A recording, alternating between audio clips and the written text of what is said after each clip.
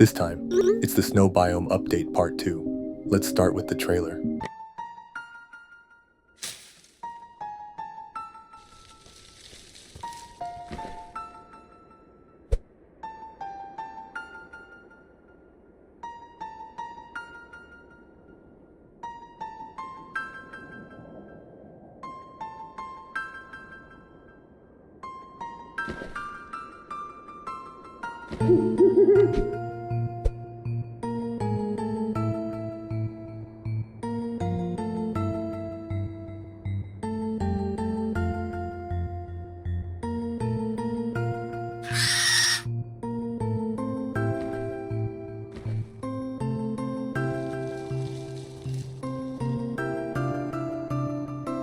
The owl has woken up.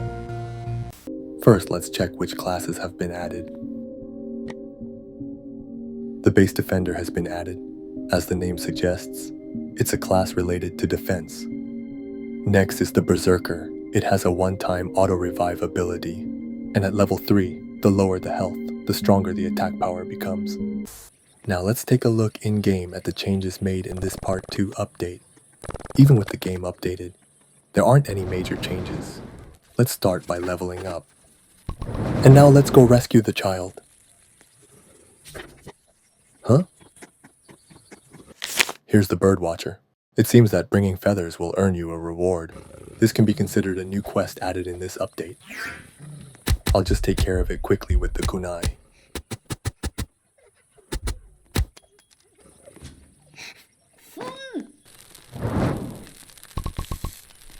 With a ranged weapon, I was able to rescue the first child quickly and easily.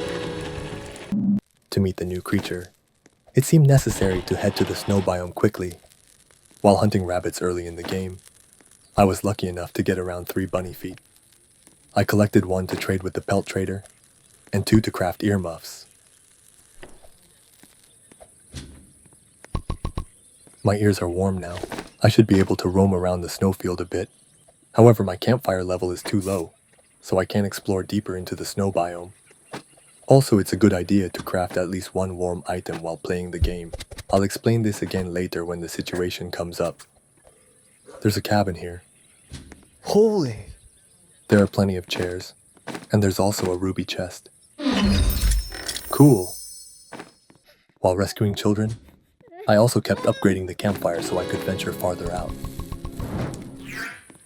Of course, I also need to upgrade my cloth. Now that I'm wearing the Arctic fox hat, let's begin exploring the snow biome. Fortunately, the laboratory and the ice temple are right next to each other. Oh no, I can't go all the way into the laboratory, but it's still enough to warm myself up. Let's head inside the ice temple. Oh, there's a feather here. Huh?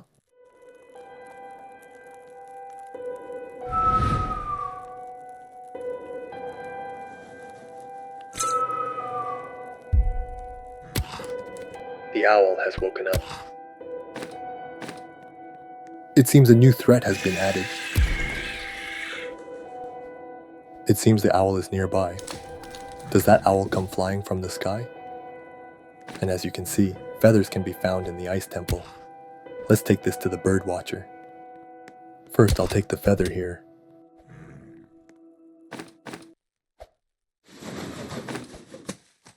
When you're near the owl, it seems the eye gauge fills up in red. Huh? Here it is! Wow, I finally encountered the owl for the first time. The main thing about this owl is that, like the ugly deer, it doesn't take any damage. Also, the owl really likes light. And I didn't know this at the time. But the owl drops a feather when it disappears at sunrise or near a campfire. I thought the owl would swoop down from the sky, but thankfully, it just walks around on the ground. Now let's take the feathers we collected to the birdwatcher.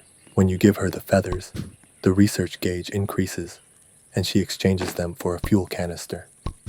And the birdwatcher can be found near the base, regardless of day or night. Honestly, I thought the owl would only be near the snow biome, but it will threaten your life regardless of the area. You can think of its respawn as being similar to the deer. In other words, if you leave the base at night, it seems to respawn in the area near the player. Also, the owl seems to appear, except on nights when cultist friends invade the base, or on days when the deer aren't hungry. And you can see snowy weather, during which the cold gauge seems to apply to all fields.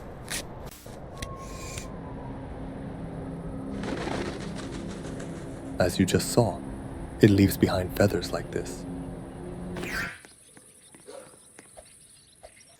And here a basketball has been added that I haven't seen before. It felt a bit empty without a basketball on the court, so this is a nice addition. Oh no. Okay, let me show you how dangerous it is when you don't have a cold gauge. So I had to start over from the beginning. This is the place where the fourth child is located. Oh nice. I'm an assassin, but I've gotten another kunai. And while farming diamonds in the stronghold, sometimes this problem happens. A tree blocks the treasure chest, preventing you from getting it. It gets a bit annoying when that happens. Still, I'm glad I can open the diamond chest. At times like this, no matter how much you try to open the chest, it just won't work.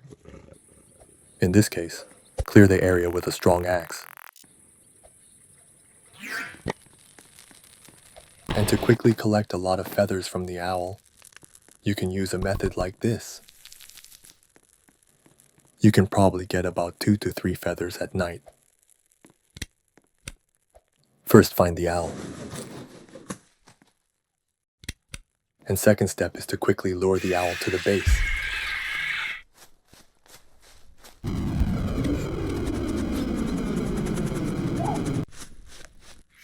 Wow, the owl happily drops another feather and leaves.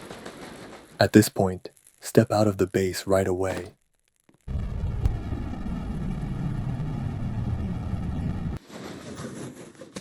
Okay, there it is again. Just repeat this process.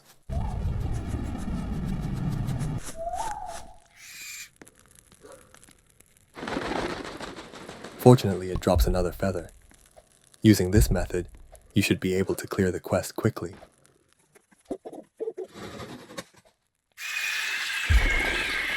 Oh, it's not dropping the third feather. This method works smoothly when playing solo and in co-op with friends. You just need to coordinate well so you can lure it out like this together. Once again, let's take the feather to the bird watcher.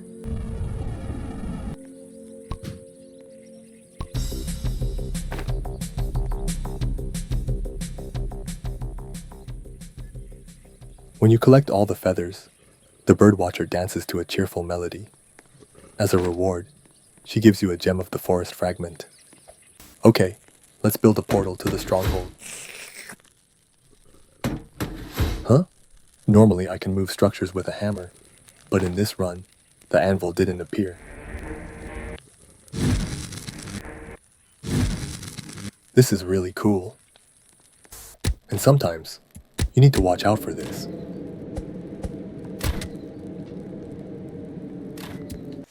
What the? This is like a piggyback fight, but it turns into a movable cultist turret.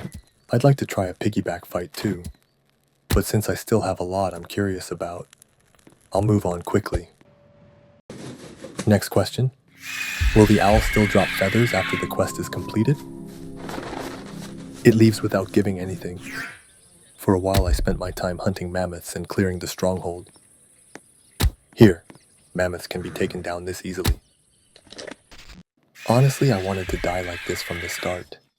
With the riot shield equipped, I can probably withstand about 5 to 6 of the owl's attacks.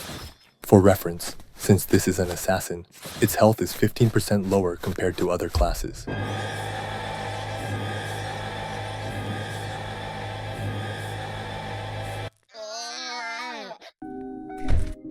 Alright, we've taken a look at the changes in this update. I'll try making it level 3 soon. Thank you.